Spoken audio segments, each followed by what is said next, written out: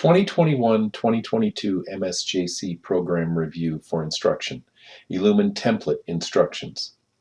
Section 1B, Part 1, Subsection 1B1. Scroll down to Section 1B1. You should see the two courses from 1A1 already populated here. If not, put them in. For this video, the example courses will be Math 105 and Math 140. Let's review the instructions for Section 1B1. For each of the courses listed, we need to create 3 CLOs. These CLOs need to be true outcomes, not objectives. Each CLO should measure a pure skill, not assimilation of course content or completion of a task. The Transforming Lives video series was created to assist you with this work. If you have not watched them in a while, please watch the videos right now. Click on additional links and then on Transforming Lives video series.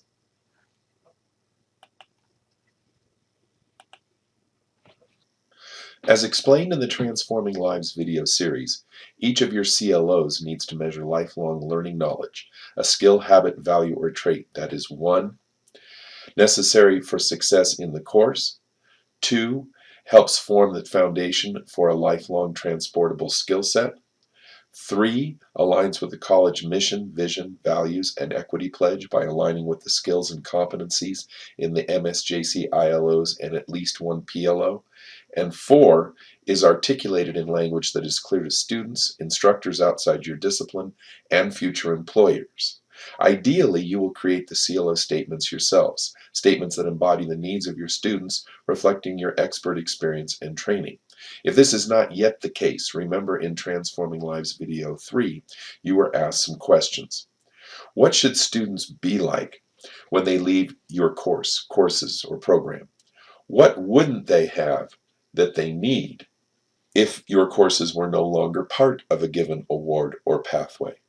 Also, here's another question. What didn't they have that they needed when they entered your course, award track, or pathway? The answers to these questions should point you toward the ILOs that best align with your discipline. If not, contact the assessment coordinator for assistance. Remember, CLOs should not be learning objectives from your COR, Course Outline of Record. They should not contain content or discipline-specific language. They should not simply measure completion of a task. CLO language should measure a pure skill. That said, CLO statements can contain modifying language. Just make sure this language is not content or discipline specific.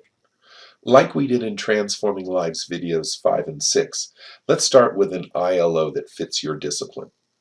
The ILOs are provided just below the instructions and links in Section 1B1. Following a robust and lively departmental discussion, let's say Math chooses communication. Let's begin filling out our answer in eLumen. Click the Maximize Minimize button to expand the answer field.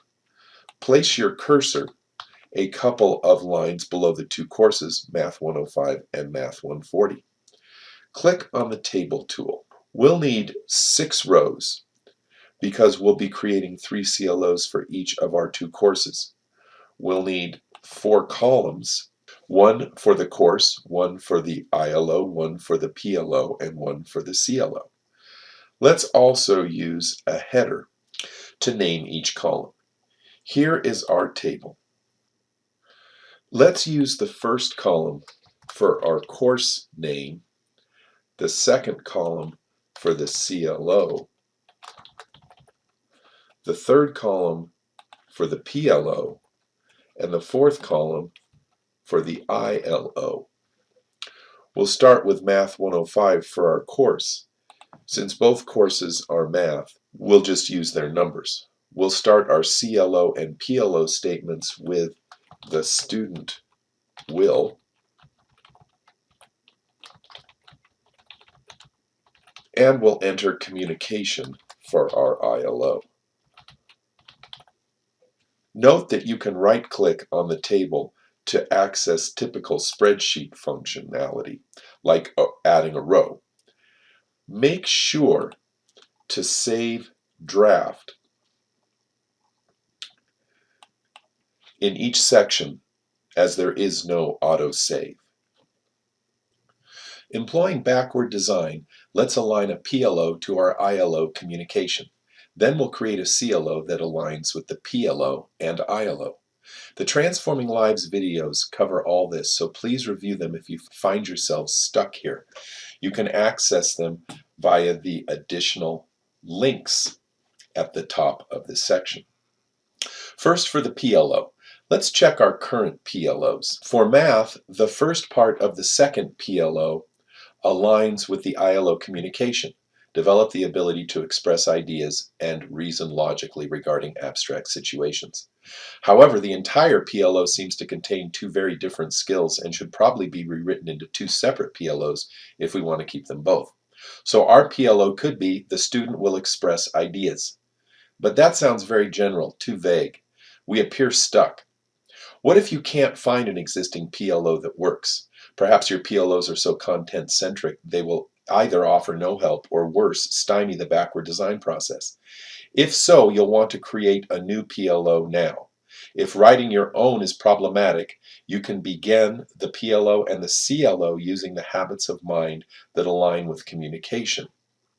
Important. Please don't be concerned that you'll be stuck with what you are about to choose.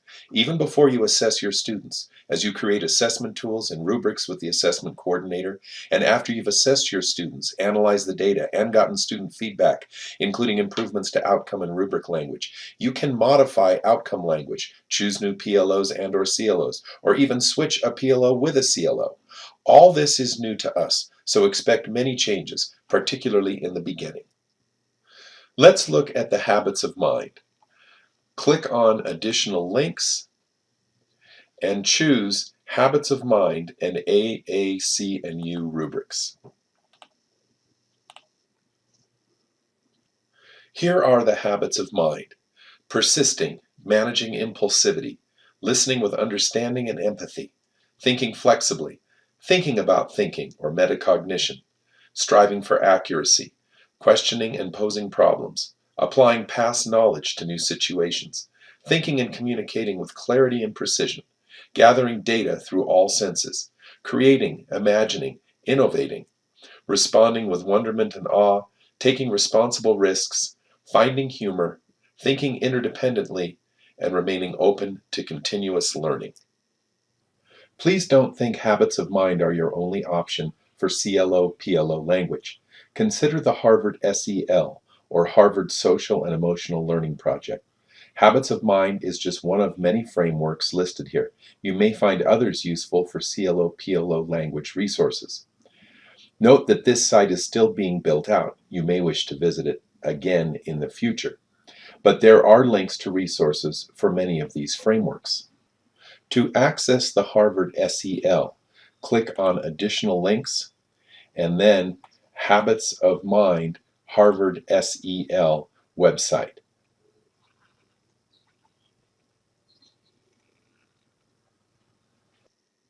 Which of these habits of mind could serve as a PLO?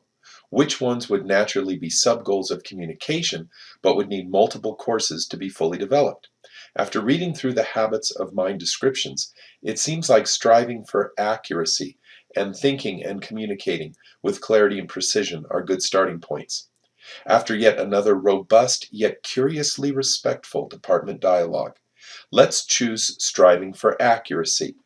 Communicating with accuracy is certainly a trait that's needed at all levels of mathematics for success and is also very useful in real-life situations.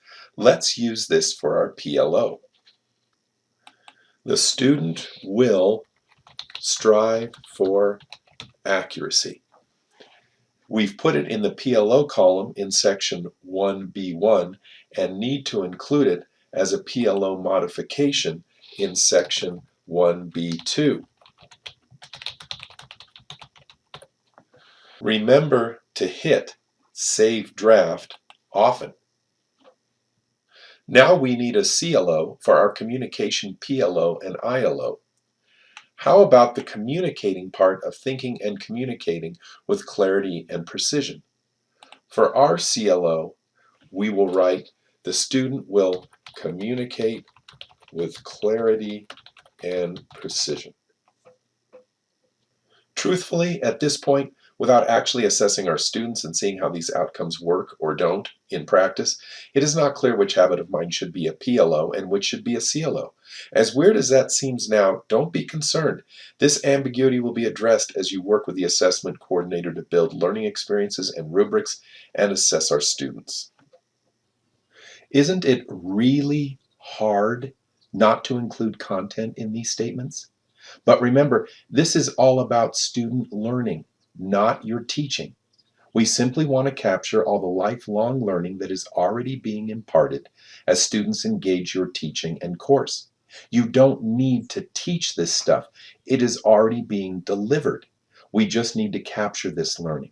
Your teaching can and likely will remain much the same as it is. Also, this learning is not discipline specific. For example, do we need to try to differentiate the critical thinking skills learned in math from those learned in English, history, automotive, and nursing? Could we?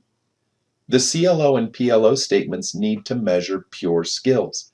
The course content is the vehicle for this learning, but does not constitute the learning itself. The course content ties to the learning objective statements, but should not be included in the learning outcome statements. Reviewing what we have in our section 1A1 table, there are some issues with these outcomes and their grouping. There is something off about the PLO in this ILO, PLO, CLO grouping. It doesn't necessarily connect to communication in an obvious way. And there appears a lack of flow from the ILO, or most general outcome, down through the PLO to the CLO, the most specific outcome. Let's try this. Let's rewrite the PLO to be more communication based. The student will communicate with accuracy. But this still seems to be less general than the CLO. The student will communicate with clarity and precision. So let's switch the CLO and the PLO. Here's how that would look in this table. That feels better. There is a more natural hierarchy from the specific CLO up through the more general PLO to the overarching ILO. To finish the section, complete the other 5 CLOs and remember to hit Save Draft.